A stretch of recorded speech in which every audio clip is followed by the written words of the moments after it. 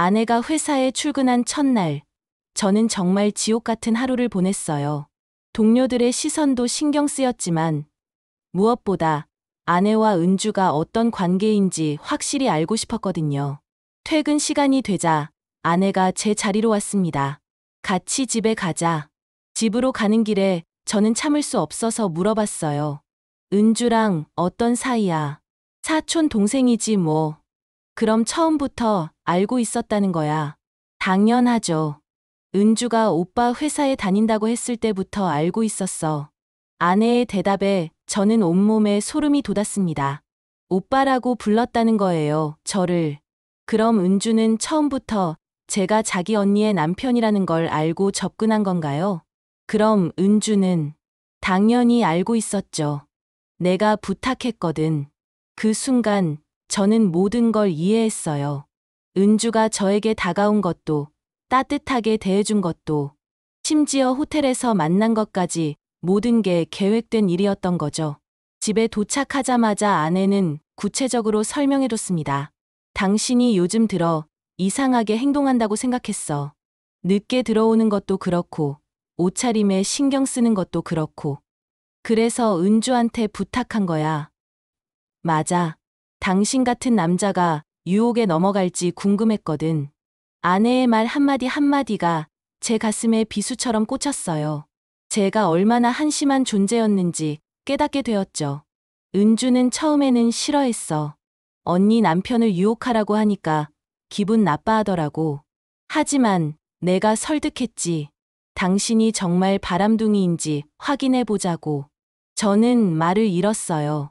제가 사랑했다고 생각했던 사람이 제 마음을 다 알고 있다고 느꼈던 그 순간들이 모두 거짓이었던 거죠.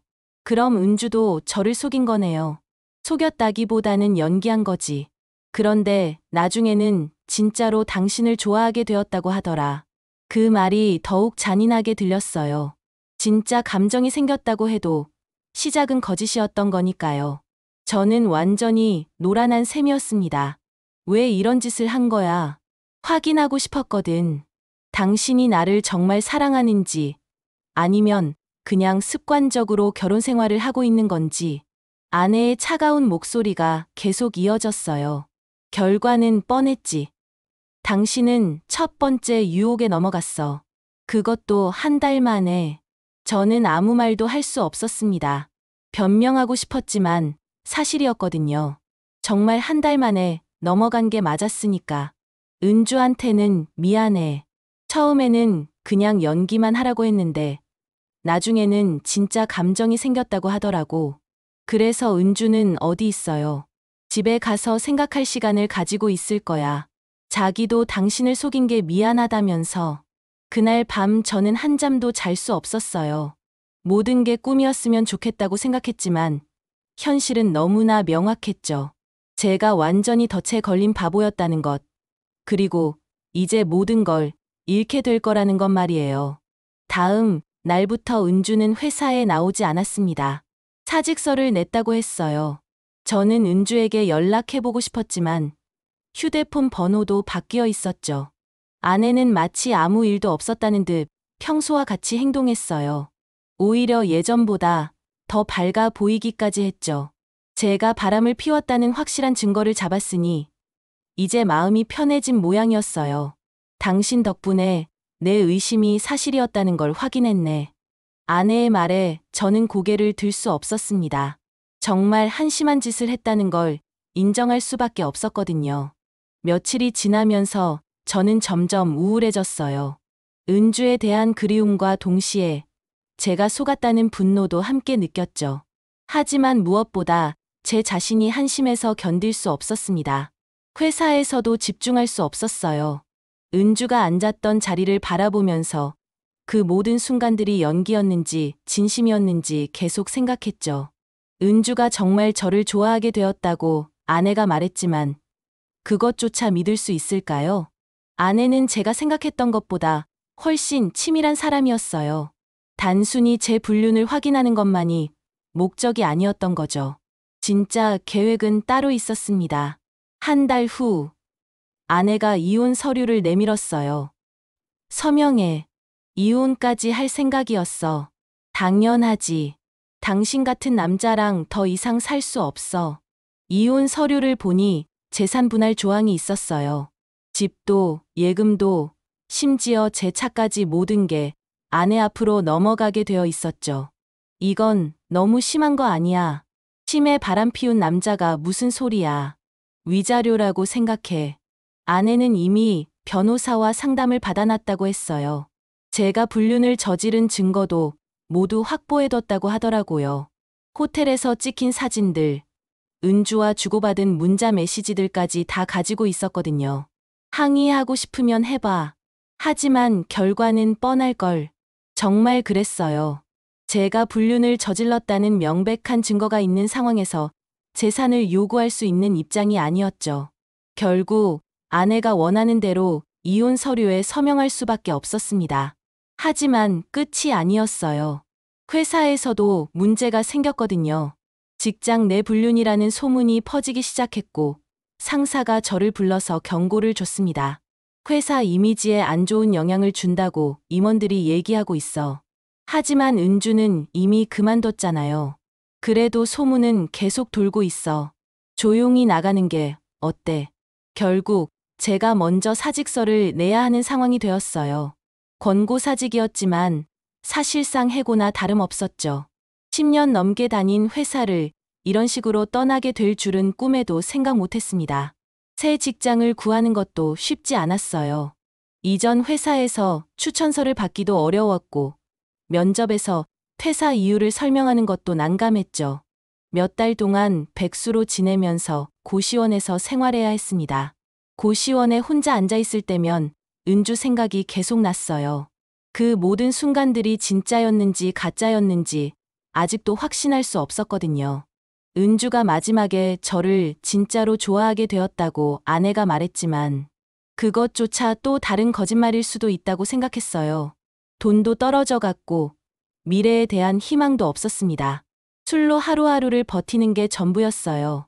편의점에서 사온 소주 한 병으로 저녁을 때우는 날이 대부분이었죠.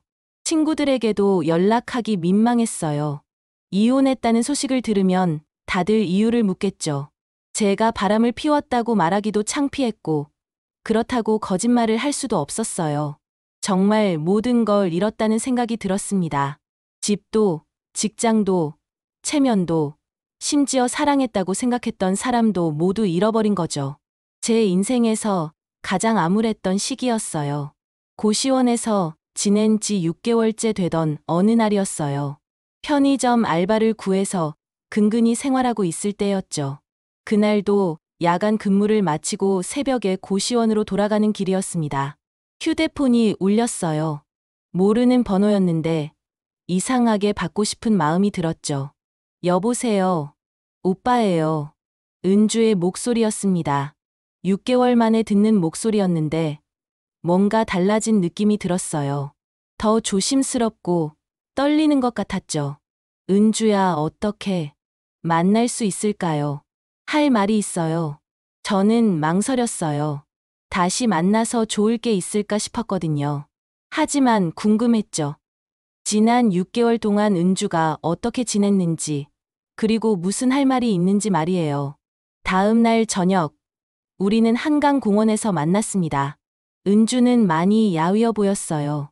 얼굴도 창백했고, 예전의 밝은 모습은 온데간데 없었죠. 미안해요, 오빠. 은주가 첫마디로 사과를 했어요. 그 목소리에 진심이 담겨 있다는 걸 느낄 수 있었죠. 처음에는 정말 언니가 부탁해서 시작한 일이었어요. 오빠가 정말 바람을 필 사람인지 확인해 보라고. 알고 있어. 수진이가 다 얘기했어. 하지만 나중에는 진짜였어요. 오빠를 진심으로 좋아하게 됐거든요. 은주의 눈에 눈물이 고였어요. 제 마음도 복잡해졌죠.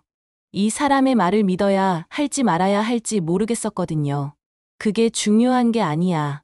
어차피 끝난 일이야. 아니에요. 끝나지 않았어요. 은주가 갑자기 제 손을 잡았습니다. 그리고 충격적인 말을 했어요. 오빠, 저 임신했어요. 그 순간 제 머릿속이 하얗게 변했어요. 임신이라고요? 6개월 전 일인데 지금까지 말하지 않았다는 거예요. 정말이야. 네.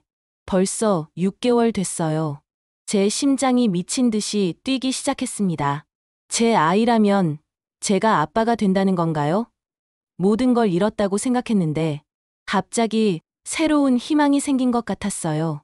하지만 은주의 다음 말이 저를 다시 지옥으로 떨어뜨렸죠. 그런데 오빠, 확실하지가 않아요. 무슨 말이야. 그 시기에 다른 사람도 만나고 있었거든요. 은주의 고백에 저는 정말 충격을 받았어요. 다른 사람이라니요. 누구야? 언니, 남동생이에요. 수진 언니 친동생. 순간 모든 게 더욱 복잡해졌습니다. 아내의 남동생이라면 제 처남이었던 거네요. 그럼 은주는 저뿐만 아니라 처남과도 관계를 가졌다는 건가요? 왜 그런 짓을? 처음에는 언니가 시킨 거였어요. 오빠를 유혹하는 것만으로는 부족하다고, 확실한 증거를 만들어야 한다고. 그래서 처남까지. 네.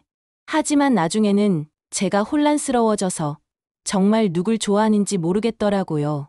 저는 정말 어이가 없었어요.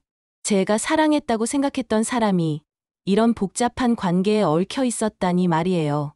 그럼 아이 아빠가 누군지 모른다는 거야. 네. 검사를 해봐야 알 수 있어요. 은주는 울면서 계속 말했어요. 자기도 어떻게 해야 할지 모르겠다고, 아이를 낳을지 말지도 결정하지 못했다고 했죠. 결국 저는 평생 이 의심 속에서 살아야 하는 운명이 되었습니다. 그 아이가 정말 제 아이인지 아니면 처남의 아이인지 아무도 확실히 알 수 없는 상황이 되어버린 거예요. 몇 달 후 은주가 아이를 낳았다는 소식을 들었어요. 하지만 DNA 검사는 거부했다고 했죠. 진실을 알고 싶지 않다는 거였어요. 지금도 저는 그 아이가 제 아이일 가능성을 생각하며 살고 있습니다.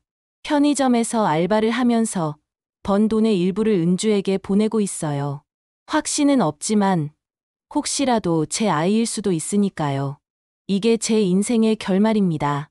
한순간의 잘못된 선택으로 모든 걸 잃었고 평생 의심과 죄책감 속에서 살아가야 하는 지옥 같은 삶을 살게 된 거죠. 정말 후회해도 돌이킬 수 없는 일이 되어버렸어요.